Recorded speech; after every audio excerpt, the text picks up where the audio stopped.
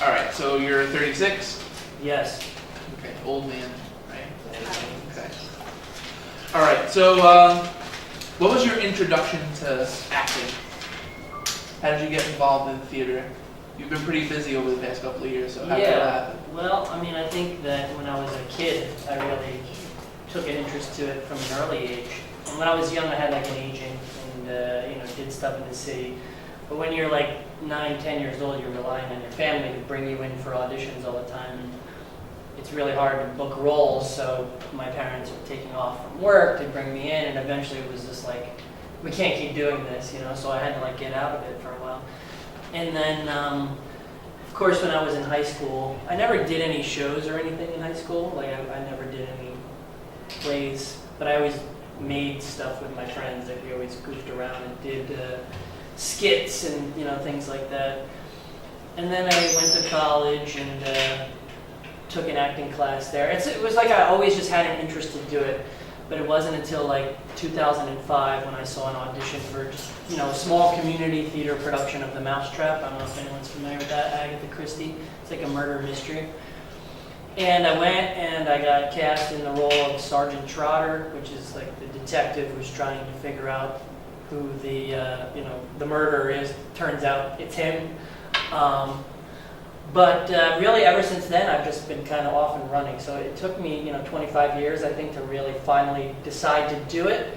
But like the seeds were planted very early on, and then from there, it's kind of been one thing after another, meeting different people, doing different shows, just the whole process. The thing that I really like about you is your approach to each role. So if you can kind of like take us through like your last couple of roles, like Charlie and the Elephant Man, talk about like what you did to prepare for those roles, and then take it to Hamlet and what you did to prepare for that. Well, as much as I did as Charlie as the Elephant Man, it pales in comparison to what I'm trying to do for Hamlet. But yeah, I mean, I feel like my big problem with a lot of actors is they don't take it seriously. Like, I always have conversations with my friends and I say, okay, there's two types. There's movie stars and there's actors. And I feel like movie stars are the people that just, they want to be in it, so people know their name and they can be, I got an article written about me here, a picture of me in a magazine. And then, of course, there's actors, the people that really take it seriously. So I try to surround myself with people that are, actors that are more in it for the art. And as a result of that, I like to really ensconce myself in the roles. So when I played Charlie, I don't know, has anyone read Flowers for Algernon? Are you familiar with that story? Okay, so last year I came and spoke to Patrick Hickey's class. They had read Flowers for Algernon. Basically, it's about a guy who is mentally challenged, and these takes place in 1960s New York City, and these doctors come up with this surgery that they perform on a mouse, and they perform it on a mouse named Algernon, and they realize that the mouse's intelligence is tripled. So they think, like, well, let's try this on a human being. So I played, the subject, Charlie, who is got an IQ of, I think it was like 68 or something, and his teacher, Alice Kinney, and he goes to like the Warren, he goes to a school and learns. She does the best that she can to teach him how to read and write, but there's a limit because of his IQ. But she volunteers him for this surgery, and he says he wants to do it, he wants to be smart. And I think there's also some kind of underlying stuff there with her, like she probably thinks like, oh, what a great guy this would be if he were intelligent. I think there's, traces of like a little bit of a romance between those two. Excuse me. So anyways, they perform the surgery on Charlie, and his intelligence goes from like 68 to 210, and he becomes smarter than even the doctors that performed the surgery. And during this whole process, the mouse starts to get sick and regress, and ultimately dies. And now he knows this is going to happen to me too. So he's doing everything he can to try to figure out what might have went wrong with the mouse to try to save himself. And ultimately, it's a great book. Yeah, ultimately it ends bad. But the thing is it's like he just could never fit in. Like even when he was, with an IQ of 68, he couldn't fit in. People always made fun of him. And then when he was like really smart, he couldn't fit in with. So it's a very sad book, but. I worked with Easter seals. Are you guys familiar with what Easter seals are? it's kind of like, how would you describe it? They kind of like, it's almost like some of them live at home, and I'm talking about, the mentally challenged. I don't know, what is the politically correct? Yeah, let's stick with mentally challenged. Yeah. I think that's fair. So some of them live at home, some of them live at like this house, and Easter Seals kind of like has people working for them, and they take them out during the day. They play basketball with them, they take them to the movies, they take them shopping, they take them to amusement parks. Board games, Yeah, walking. bowling. So I spent like a day with them completely, hanging out with the guys, and it was a lot of fun, and it helped me too, to see. They're just very lovable, It's like they don't really, there's not a bad bone in their body. They don't, comes around. So for the Elephant Man, I actually had a mask made that is the actual cast. I mean, if you're not familiar with the Elephant Man, Joseph Merrick, you should really look him up. So I had this, like, movie FX guy create this actual cast of the Elephant Man's head. And if you guys have your phones now, you should just look it up. The Elephant Man, Joseph Merrick, just to see like His what, face, yeah. what he looks like. And then I could show you the picture of the mask that was made. My best friend is a really good photographer. So for like a promo shot for the Elephant Man, we did like half my face, and then the other half is like the distorted Elephant Man face. So I'll pull that picture up, and I'll show you that next, whenever I get my phone up. So he gets the mask. So now he looks the part, but that's And not I gotta enough. walk it too. Yeah. So I had really a lot of bad back problems for like months after the show ended, because you gotta kind of like,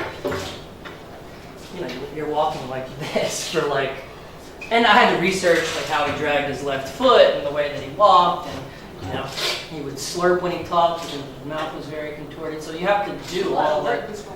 Yeah, you have to do all that, but it's fun, I mean, as much as I have learned in my life, in college and in classes, I feel like my favorite part of acting is the whole educational aspect of it. I mean, I played Stanley Kowalski in A Streetcar Named Desire. Is anybody familiar with that? Yeah, and I mean, it takes place in 1940s New Orleans, so then you learn about the music, you learn about the type of food, the type of accents that they had, the type of haircuts that they had. I have a picture of that on my social media too. So yeah, I love the I love the building of the character more than I like the performing, to tell you the truth. Like, I like the process leading up to it. Of course I love performing, but I like putting it all together and learning. That's my favorite part. So before we open up the floor for them, let's just talk about like the production you're doing now. So you're doing Hamlet, and it's kind of like a steampunky, like post-apocalyptic version of Hamlet. Right. But it also incorporates other versions of the lore that people might not be familiar with. So it's very different. So let's just explain that, and then explain because you did a lot of writing for this too. Yeah. So let's break that down for them. Okay, so obviously you guys are all familiar with Hamlet, right? That's kind of like a tale in a long line of Hamlets. There's a lot of different Hamlets. There's a story called Hamlet, which was written like 500 years before Shakespeare wrote Hamlet.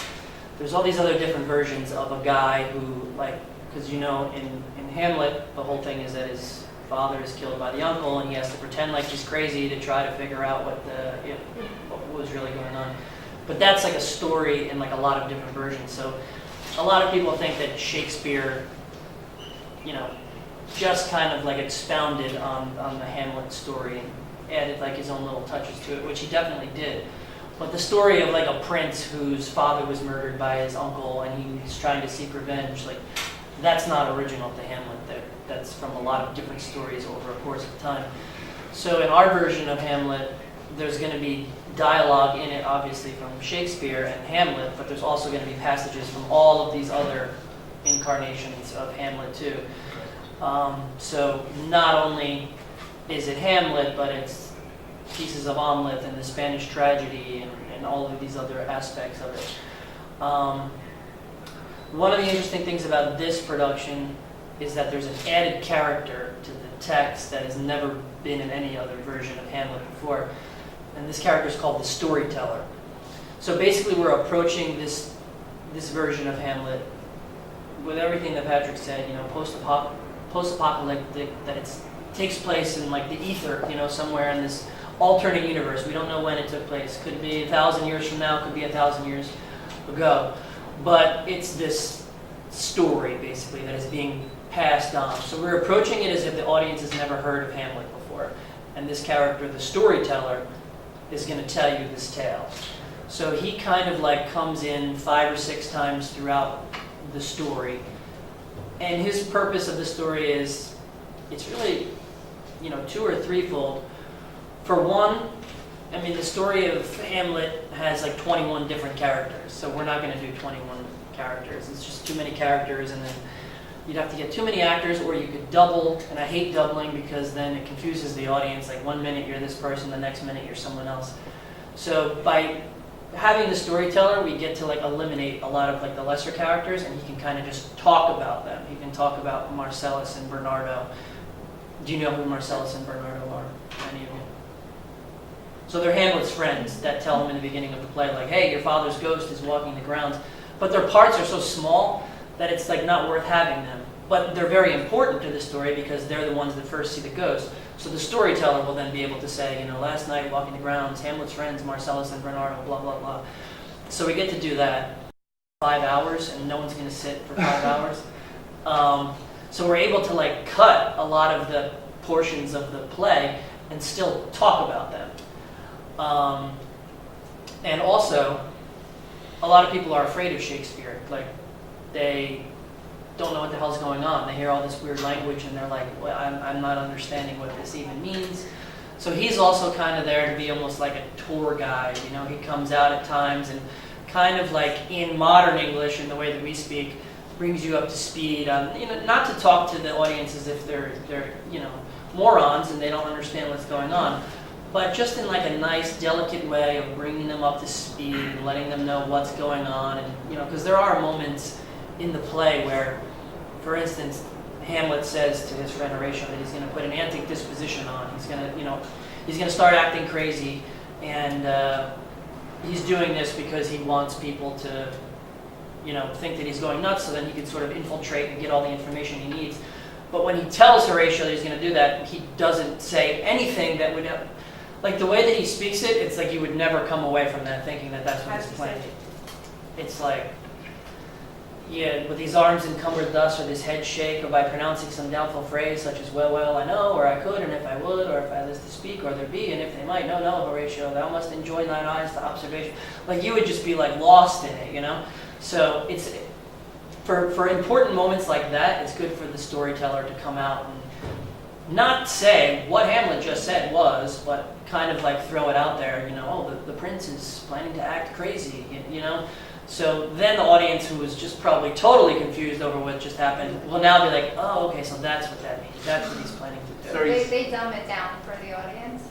I wouldn't say dumb it down. I wouldn't use that word, but... Perspective. Yeah, I think it's just for people that aren't Shakespearean experts that know what every little passage means. And there are people that are like that know exactly what Shakespeare, especially Hamlet. But then there's also, more of a commercial audience that is going to come in, and so we want to be able to like attract all different types, the scholars, and then also the people that just want to come to a play and not have to like think like, what the hell is an arrant knave, and not knowing what the hell all these like little words mean. The storyteller is going to be there to just make the picture like nice and clear for you. I mean, picture going on like a ride at Disney World, and you have like your tour guide, and he says, oh, there's this animal, and it eats this and it eats that. It's just kind of, there to give you a better understanding of what's going on. And he's not there so much that it will hurt the story. And again, he doesn't talk to you like you're an idiot either. It's just, he comes out at the time, poses questions. Because there's a lot of questions in Hamlet, like, is he crazy or is he just acting crazy? Like, that's a very, that's a big question in Hamlet. Why can't he kill Claudius? That's another, question. So there's all these theories. So the storyteller kind of like poses all these theories to the audience. And, it's almost like it's like an educational aspect of the production. And there's a lot of other really cool elements in the production too. I mean, not just that. But as far as that goes, that's really kind of like where we're going. otherworldly, alternate universe storyteller telling this tale as if it's like a Dead Sea Scroll that he uncovered and he wants to pass it on to the audience, kind of thing. So before we get to questions from them, last question for me. We talked about Easter seals, we talked about the mask. For your other performances, how did you prepare for this one? What made this Well, one I'm unique? still preparing, and I will probably until the minute that the show goes on. I mean, it took me 6 months just to memorize my lines, so usually it takes me like a month in other roles. So that tells you how many effing lines this guy has. I mean, he never shuts up. And if you come see the play, or if you read Hamlet, you'll see it. It's just every time he opens his mouth, it's just a gigantic passage. So that was very difficult. So yeah, it took me 6 months just to memorize my lines. Then you have to actually put it together and create a character now. So I'm just like working on it constantly. I definitely, as someone who's pursuing a master's degree in psychology, I always approach my roles from a psychological standpoint and try to think like, what does Hamlet have going on with him? So I'm definitely suffering from depression, definitely bipolar. How will that manifest itself in the way that he acts in his manic moments, in his depressed moments? I'm, throwing in elements of self-harm. I talked to a girl last week that, she cuts, and I talked to her all about it, and I'm going to be bringing elements of that into the character. There's an Oedipus complex there for sure. All of that is being part of the character. I'm actually seeing a therapist right now, and I see him for the purpose of my role. So it's like, I don't go in there as Hamlet, I go in there as Matt, but I say, look, this is what I'm doing, this is the role that I'm playing, these are all the elements that I think he's dealing with. Educate me on it further, so he's helping me with bipolar, depression, the whole Oedipus stuff, self-harm, all those aspects. There's even demonic stuff in Hamlet with the ghost. That's another theory. Is the ghost really his father, or is it a devil? And if it is a devil, is it controlling Hamlet in some strange way? I mean, he even says, this spirit I have seen may have been the devil, and the devil had the power to assume a pleasing shape. So basically, he's questioning, because he's so depressed and melancholy. I don't know if anyone's ever experienced anything supernatural in their life, but a lot of times it happens when you're very depressed or you're very in a bad spot.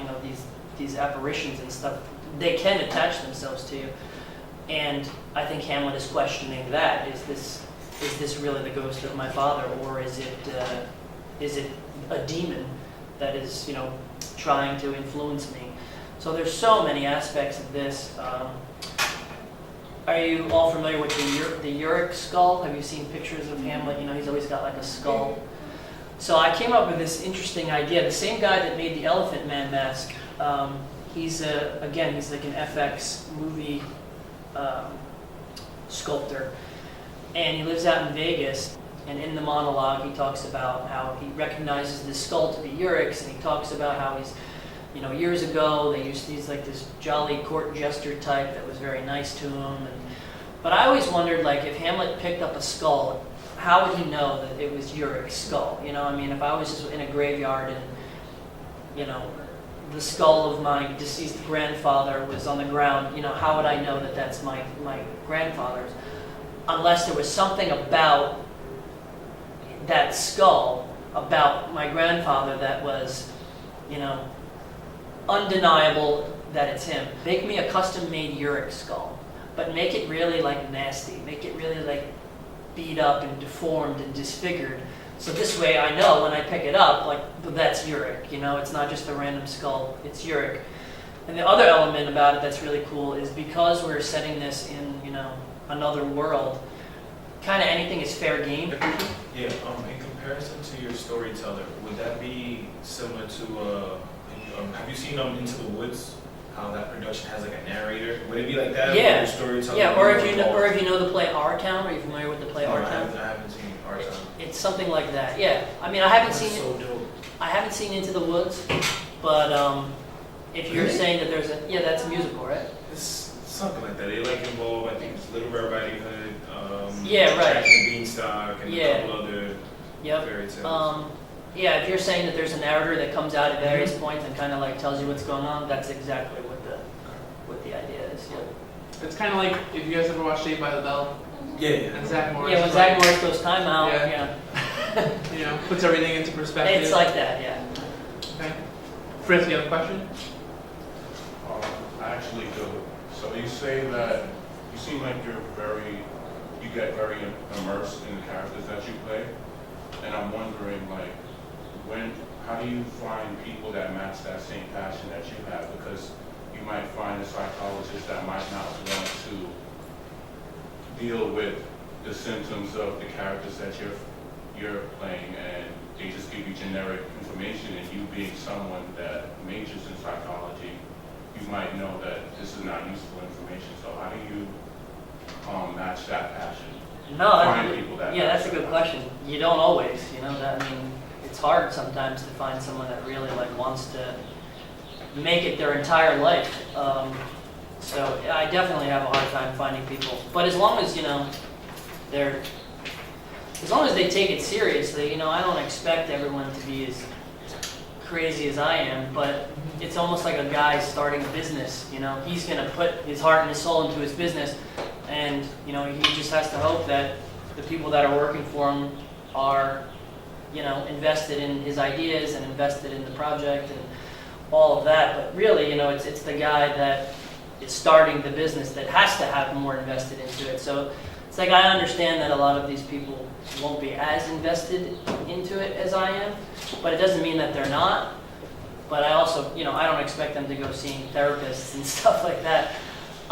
As far as the therapist goes, he is a former actor, so he loved the idea, you know. And I was actually didn't know how to broach that with it. As far as the therapist goes, he is a former actor, so he loved the idea, you know. And I was actually didn't know how to broach that with a therapist. It was just kind of like a random thing. I mean, I didn't, you know, he wasn't referred to me by anyone. He was just someone that lived close enough, and I did a little research online, and he just seemed like a guy that I thought I would gel with.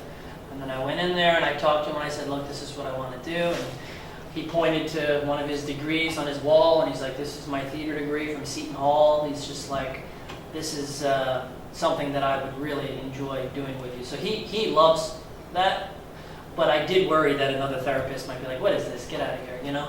So was that one of the reasons why you actually stuck with him? Because he was a former actor?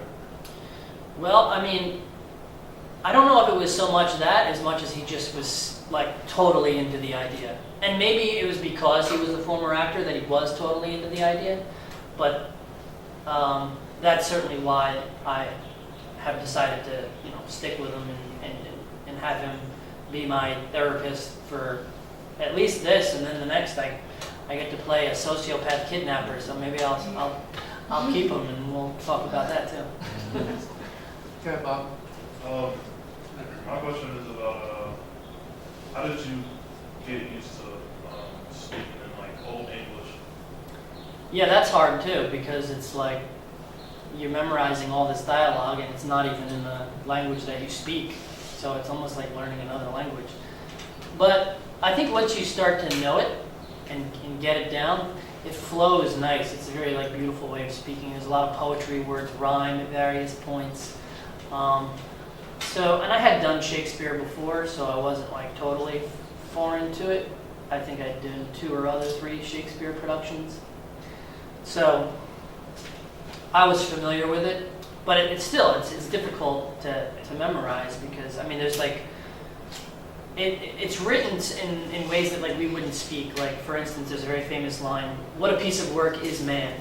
You know, we would say, what a piece of work man is. So it's just like little stuff like that where like certain words you're not used to saying before another word. What a piece of work is man.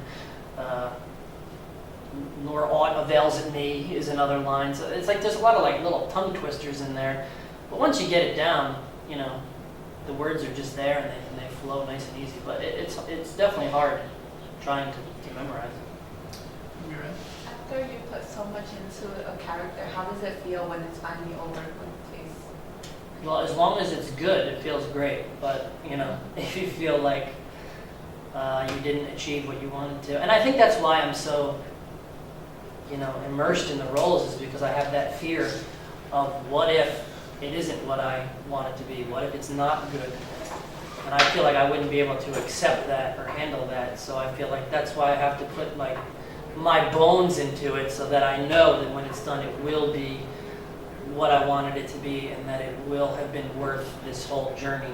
Because I don't think I would be able to handle it if it was over and it wasn't what I wanted it to be. Have you had an experience in the theater that you were like, oh man? There was one time where I played a character of Bo in Bus Stop, and I don't know if anyone's familiar with that play.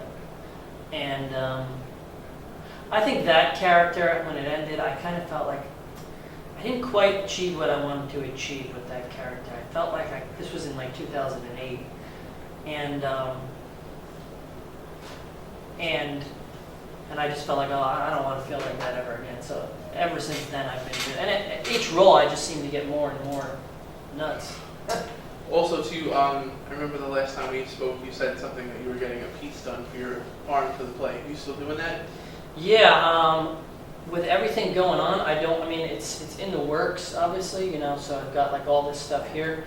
We might get one more session in, but to finish the whole arm with rehearsals starting on Monday and everything, and I mean, we're looking at like another $3,000. I don't think I'm going to be able to get it done by the show, but there will definitely be enough that, you know, people will be able to see that there's this tattoo that is definitely made for me, but also fits the character of Hamlet as I'm creating. So can you just talk about like what's been done so far and how it connects to the play? Well, I mean, it's not so much how it connects to the play as much as it would certainly connect to me, but I think, I mean, Hamlet's a very dark play. Everyone dies at the end. Hamlet's a very dark character. So I feel like this sleeve definitely, you know, lends itself to the character. I don't know if I'm going to be double sleeveless. I wish I had postcards, but all the postcards are gone. But there's a really cool I poster. think in the interview. Where is my phone? Does anyone have my phone? It's charging. Oh, okay. The picture for the interview has you like kind of like that with the sleeves, I think. Yeah, like I said, if you guys added me on social media or if you went to mandelightsnotme.com, like you'll see the poster for the play. It's me in like a hooded, sleeveless black shirt. I'm hanging like a machete. I have like a machete. My tattoo's exposed. It almost looks like Friday the 13th meets Hamlet. You know, it's definitely like there's a dark, spooky feel to it. So that'll definitely be part of my costume, but I don't think it's going to be the costume that I'm wearing at the beginning. I think as the play goes on, as Hamlet's mental state starts to deteriorate, the costume will sort of coincide with that. So I may look a little more royal and princely in the beginning, and then by the end, I'll be more like rogue and edgy, and then the tattoo will be out. Any other questions? Go ahead. She can go. Yeah, Schultz, and then Chris can go ahead. How well do you know about yourself from Charlie to the Elephant Man and now Hamlet? Like, what have you learned about yourself through those roles? Well, you know, it's interesting. To be honest, a personal story. I hope you're honest. Yeah. Well, a personal story. Like 4 years ago, I was in a very bad relationship that kept me from really pursuing my acting the way that I needed to be pursuing it, and it was pretty bad. And I decided that when that relationship ended, that I was going to take a lot of time off from acting and just work on myself. And I did a lot of work on myself. I went to therapy, and I really made sure that all these traps that I was falling into in the past were never going to be there again and prevent me from pursuing my acting the way that I need to pursue it. So it was in that 4-year period of this break that I took from 2010 to 2014 that I learned so much about myself. You know, almost picture it like my arteries were clogged, and now my arteries aren't clogged anymore. It was like I had to undergo like an exorcism. It really felt like that. Like you had a bad cheat day. What's that? Oh yeah. It's like you had a bad ultimate cheat day. Yeah, this was like a cheat year, a bad cheat year. Yeah, things weren't good, but you know, through that process, I was able to learn a lot more about myself, and now applying all those things to my characters and being able to be as immersed in the projects as I want to be. I could have never done that, you know, 4 or 5 years ago when I had all these other things going on. So I kind of had to like work on myself before I could pursue my ultimate goals with the intensity that I knew I needed to. Because let's face it, this is a very difficult life to try to do, and if you're going to do it, I mean, you have to give it your absolute best shot. And you can't do it if you're bogged down in like bad relationships and, you know, mired in all of that, you know, self-loathing stuff. So I had to deal with all of that, and then once I did, I feel like I've been, you know, off and running now. Speaking of goals, like 5 years from now, because we just talked about 5 years ago, so 5 years from now, where do you want to be? What are some of the things you want to be doing? You know, I know that this is going to sound funny, but my goal is to be, you know, the best actor that I could possibly be. You know, I think that Daniel Day-Lewis is the best actor in the world, and you know, I hope that one day I could be that in that position. I'm not going to ever be satisfied just getting a guest spot on Law and Order and telling my friends, hey, look, you're going to see my finger, you know, later on, or I have 2 lines, you know. I wouldn't even want to do it. You know, I want to just continue to challenge myself with roles that are going to make me a better actor so that I can be the best actor that I can possibly be. So, I mean, in 5 years, I just hope that I'm much better than I am now. I've been covering theater, you know, for like over a decade, and I've met so many great actors that, you know, I'll be watching Law and Order on a Sunday afternoon and go, oh my God.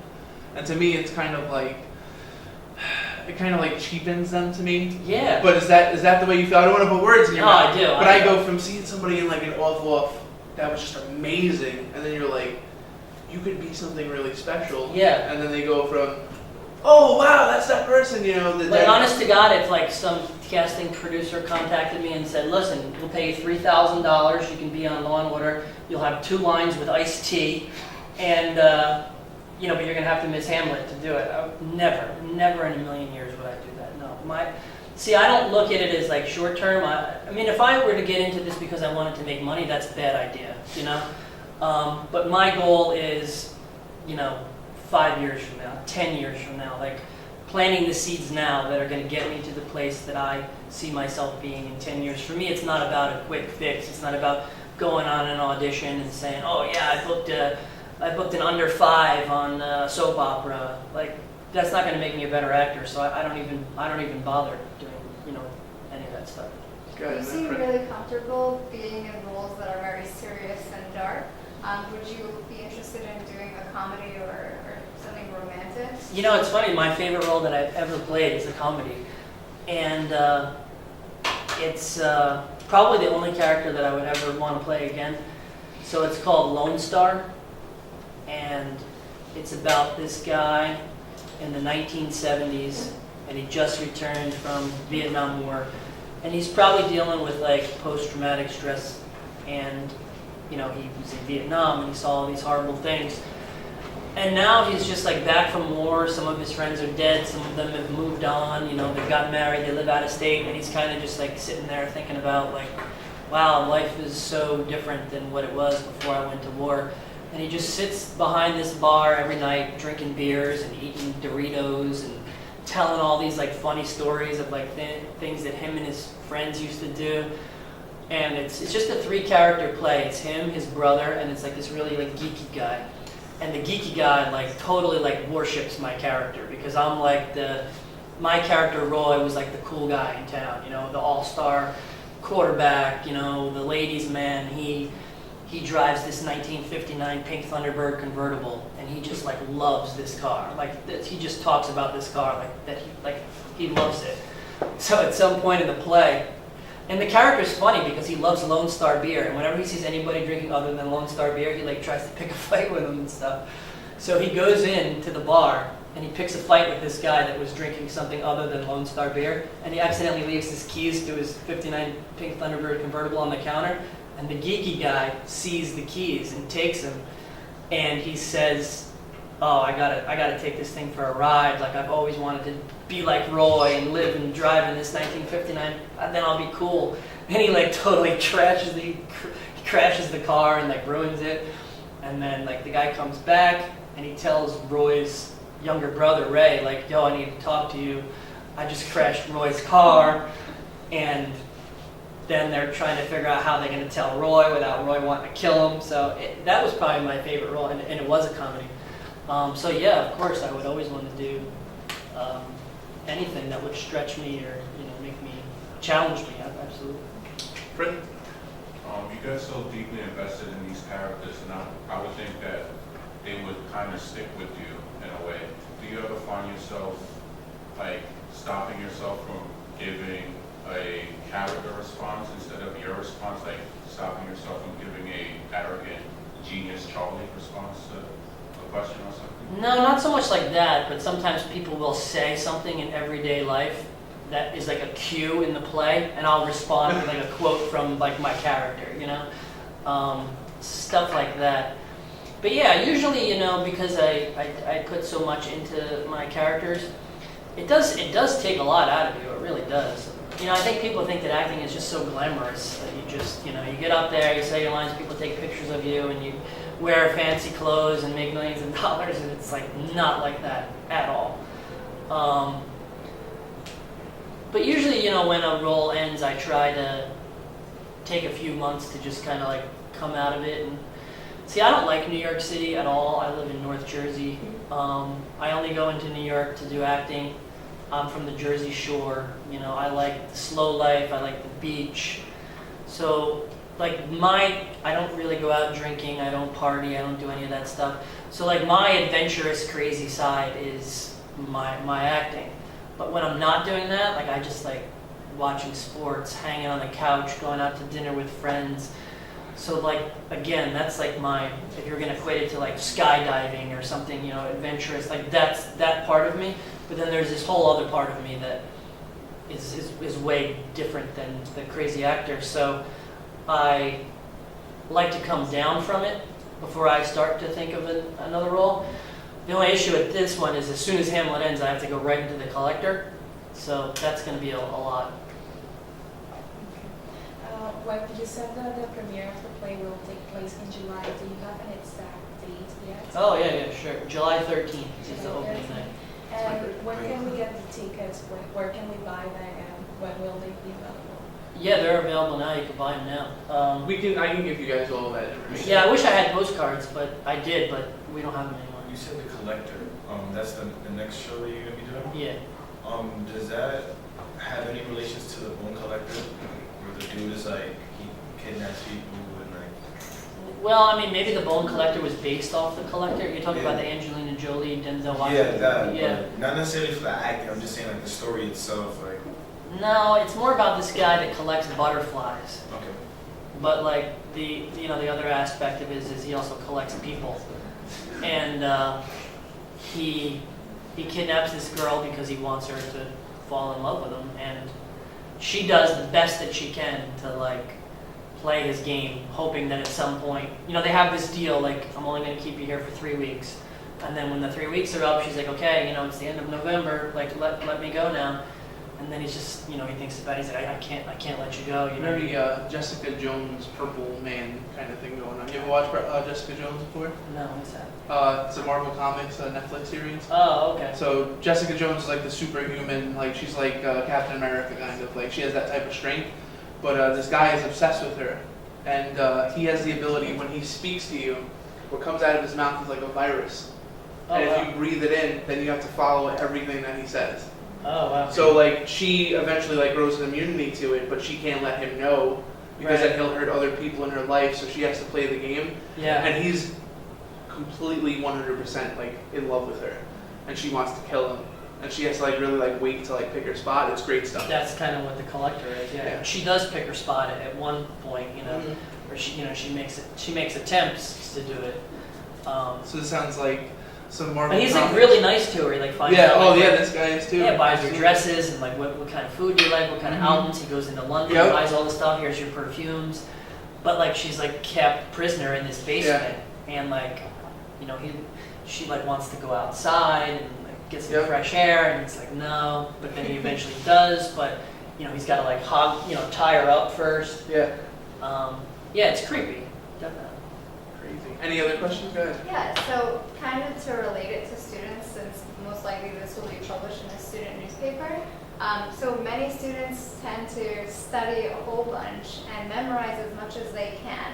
And then after the exam is over, that whatever they absorbed goes away. Does that happen to you at the end of a production? Never. I could tell you my lines from characters that I played 5 years ago. Like, I think because I get so into it, like they're just like a part of me. You know what I mean? There's like all these characters living within me. So would you like equate it to like remembering the words to like an album? Like you haven't heard the song in 5 years, and it comes on, and you're like, boom. I mean, I'll just be out with my friends, and like someone will say something, and I'll just go right into a Stanley Kowalski line, you know. And I remember the whole process. You know, it's like there's so many like things in my life that I would feel like when I think about them, oh, I didn't get that much out of it that I wanted to, or oh, maybe that relationship I could have done more, or maybe when I was in school the first time around I could have done better. So I do have like all these other elements in my life where I don't want to say regrets, but maybe I feel like I didn't get the most out of it. And on the contrary, I make sure that I never walk away with that feeling from any of my characters. I always want to feel that I did everything that I could humanly do to you know, create this character. So that's why I feel like they never really like leave me. Also, you mentioned earlier that you're getting your master's in psychology. How are you balancing acting and school? Well, the class just ended like 2 weeks ago, so I kind of like time it. Acting is number one. So I will probably try to do a couple of classes in the fall, balanced with the collector, and then I think maybe next spring. It all depends, because like after the collector, I don't know what would be after that. So there could be something that would then interfere in my ability to take classes. So I don't go like I don't know if you guys are taking 5 and 6 classes. You know, I wouldn't be able to do that.